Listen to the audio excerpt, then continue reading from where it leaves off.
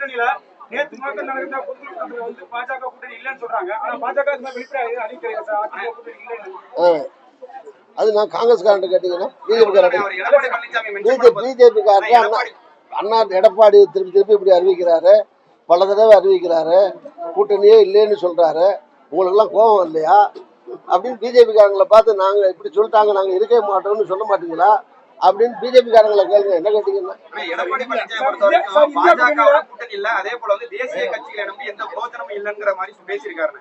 யாரு அதான் பிஜேபில இருந்து இப்பதான் வெளியே அதாங்க இப்பதான் பிஜேபில இருந்து வந்திருக்காரு வெளியே. ஒரு கட்சியை மட்டும் ரொம்ப திட்டினா கோச்சுக்குவாங்க. அதனால அப்படி காங்கிரஸையும் சேர்த்து ரெண்டையும் சரியில்லைங்கிற மாதிரி சும்மா அப்படித்தானே ஆரம்பிக்கணும். அப்படி ஆரம்பிக்கிறாரு. போக பிஜேபி கூட திட்டுவார் நினைக்கிறேன். ஏன்னா அங்கிருந்து வந்திருக்காரு.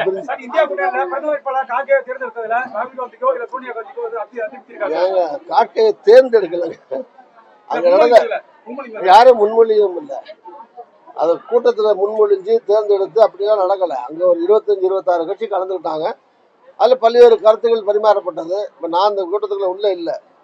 வெளியே செய்திகள் என்ன வந்திருக்குன்னா, அங்க இருந்து கலந்துக்கிட்ட 26 தலைவர்கள்ல ஒரு 2 தலைவர்கள் வந்து பொதுவா வந்து கார்கே வந்து மல்லிகார்ஜுன கார்கே வந்து பிரதமராக வரலாம் நாங்கெல்லாம் ஆதரவு தரணும் 2 பேரும் சொல்லியிருக்காங்க. ஏற்கனவே நம்ம திமுக தலைவர் தளபதி ஸ்டாலின் அவர்கள் வெளிப்படையாக போன தேர்தலும் போதே அதை அறிவிச்சிட்டாரு. ராகுல் காந்தி அவர்கள் தான் பிரதமராக வரணும், அவர் தான் பிரதம வேட்பாளர் ஏற்கனவே அறிவிச்சிருக்காரு. அது மாதிரி சில தலைவர்கள் வெளிப்படையாக அறிவிச்சிருக்காங்க. சில 1-2 பேர் கதை சொல்லியிருக்காங்க. இதெல்லாம் வந்து உடன்பாடு வந்து யாரையும் தேர்ந்தெடுக்கணுங்கிறது எம்பிக்கள்லாம் முடிஞ்சு பெரும்பான்மை வந்த பிறகு பெரும்பான்மை எம்பிக்கள் கூடி தான் யாரு பிரதமர்னு முடிவு செய்ய முடியும். இல்ல நீங்க எனக்கு ஒன்றும் பிரச்சனையே இல்லை அப்படின்னு சொல்லியிருக்காரு. நேற்று நிதிஷ்குமார் கொடுத்த பேட்டியில மல்லிகார்ஜுன கார்கே பேரை சொன்னதுல எனக்கு ஒன்றும் வருத்தம் இல்லை, நான் எதுக்கும் ஆசைப்படவில்லை, நான் கேட்கவும் இல்லை அப்படின்னு அவரே சொல்லியிருக்காரு. அப்புறம் அதனால இப்ப நான் அதுக்காக மல்லிகார்ஜுன கார்கே தான் சொல்ல, அவரும் வரலாம், ராகுல் காந்தியும் வரலாம், இல்லை யார் வரலாங்கிறத பின்னாடி தான் முடிவு பண்ணணும். ஆனால் காங்கிரஸ் தொண்டர்கள் வந்து பொதுமக்கள் வந்து காங்கிரஸ் தலைவராக இருக்கிற ராகுல் காந்தி அவர்கள் அவர் தான் போனதாக முன்னிலைப்படுத்தப்பட்டார். ராகுல் காந்தி வரதை கார்கே ஒத்துக்குவார். ராகுல் காந்திக்கு வர முடியல, மல்லிகார்ஜுன கார்கே தான் வர முடியுதா, ராகுல் காந்தியே ஒத்துக்குவார். அதில் ஒன்றும் பிரச்சனை இல்லைங்க, டிஸ்பியூட் வந்தால் தானே. அதனால எங்களுடைய முதல் சாய்ஸ் ராகுல் காந்தி தான், ஃபர்ஸ்ட் சாய்ஸ். முடியலைன்னா அவரே சொல்லுவார், ஒன்றும் பிரச்சனை இல்லை. அன்னைக்கு நடந்த கூட்டத்தில் வந்து நிதிஷ்குமார் வந்து ஹிந்தி தொடர்பாக ஒரு சர்ச்சைக்குரிய கருத்தை வந்து தெரிவித்திருக்காரு. தமிழக முதல்வர் வந்து மத்திய அமைதியாக இருக்காங்க, நம்ம வந்து இருமுடி தான் முக்கியம், நிதிஷ்குமார் கூடிய கருத்தை நம்ம இல்லை. இந்த கிராமத்தில் வந்து திரும்ப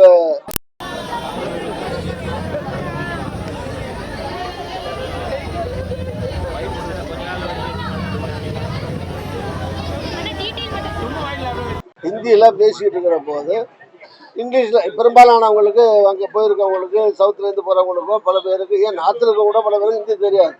இப்போ நாங்களே ஒரு கமிட்டியில் கலந்துக்கிறோம், 15 எம்பி இருக்கோம்னு வச்சுக்கோங்க. ஒரு கமிட்டி மீட்டிங்கில் பெரும்பாலானவங்களுக்கு இங்கிலீஷ் தெரியும்.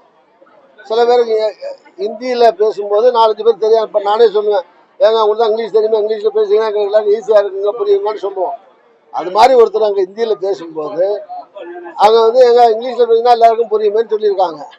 அது யாரும் வந்து ஹிந்தியில் பேசக்கூடாதுன்னு கண்டனம் கொடுக்கவும் இல்லை, ஹிந்தியில் பேச சொல்லக்கூடாதுன்னு அவங்க யாரும் கண்டிக்கவும் இல்லை, அங்கே ஒரு சண்டையும் இல்லை. அங்கே வந்து எதிர்த்து சண்டை போட வேண்டிய அவசியம் முதலமைச்சருக்கோ டிஆர் பாலுக்கோ ஏற்படவும் இல்லை. விளையாட்டா பேசும்போது சொன்னது. அதுக்கு ஏங்க நம்ம அகில இந்திய லெவலில் இருக்கோம், இந்தியெல்லாம் நீங்களும் படிச்சுட்டா நல்லது அதான் சொல்லியிருக்கலாம். அதுக்கு என்ன கத்தியத்தான் குத்த முடியும்? அதுக்கு ஒரு யுத்தமாக நடத்த முடியும்? சாதாரண கேஷுவலாக கூட்டங்களில் நடக்கிற சாதாரண நிகழ்வுகள்.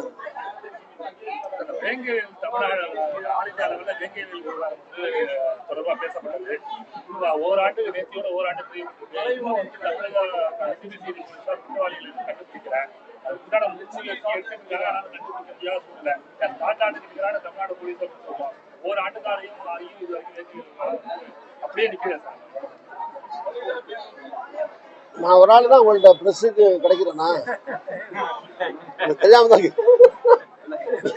நீங்க பிஜேபி கேட்கற வேண்டிய கேட்கற கேள்வி என்கிட்ட கேட்குறீங்க, மந்திரிகிட்ட கேட்க வேண்டிய வெளியிட்ட கேட்குறீங்க. என்ன என்கிட்ட கேட்க எம்பிங்கிற முறையில என்கிட்ட கேட்குற கேள்வி கேட்டீங்கன்னா பதில் சொல்லலாம். இருந்தாலும் நீங்க கேட்டதா நான் சொல்லுவேன். நீங்க சொன்ன விஷயம் குறித்து அரசு நடவடிக்கை எடுத்து வருகிறது. மேலும் துரிதமாக நடவடிக்கை எடுக்க வேண்டும்.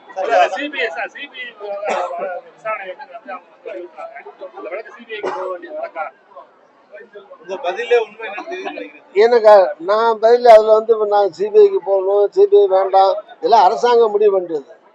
அரசாங்க லெவல்ல அவங்களே விசாரிச்சு பண்ண முடியுமா இல்ல சிபிஐக்கு ரெஃபர் பண்ணலாமான்னு கவர்மெண்ட் எடுக்க வேண்டிய டெசிஷன்.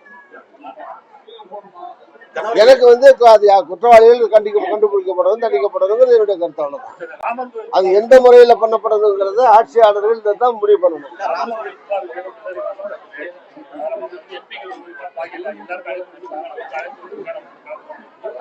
ராமர் கோயில கட்டியாச்சு, திறக்க போறாங்க. முடிஞ்சவங்க அங்க போய் கும்பிடட்டும், முடியாதவங்க இங்க இருந்தே கும்பிடட்டும். நாங்க வந்து ராமரை கும்பிட மாட்டோம்.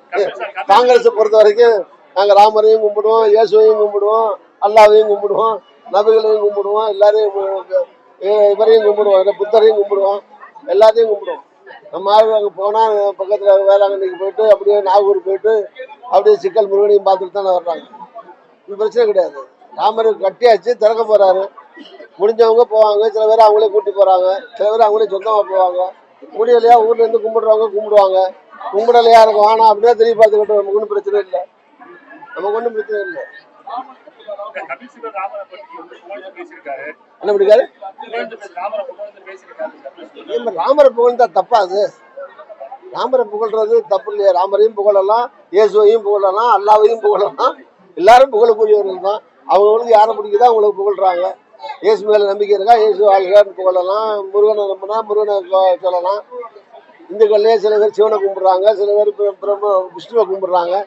அவங்களுக்கு எது சபட போடுதோ அந்த அல்லாவானா அல்லா, இயேசுனா இயேசு, பிடிச்சதை கும்பிட வேண்டியதான், பாராட்ட வேண்டியது தப்பு இல்லையே. அதுதான் இருக்கு. முக்கியமான பங்கு வகித்தது எல்கே அத்வானி. அவரே நீங்க அழைக்கல, நடிகை அழைச்சது அத்வானி அழைக்காம இருக்காங்க.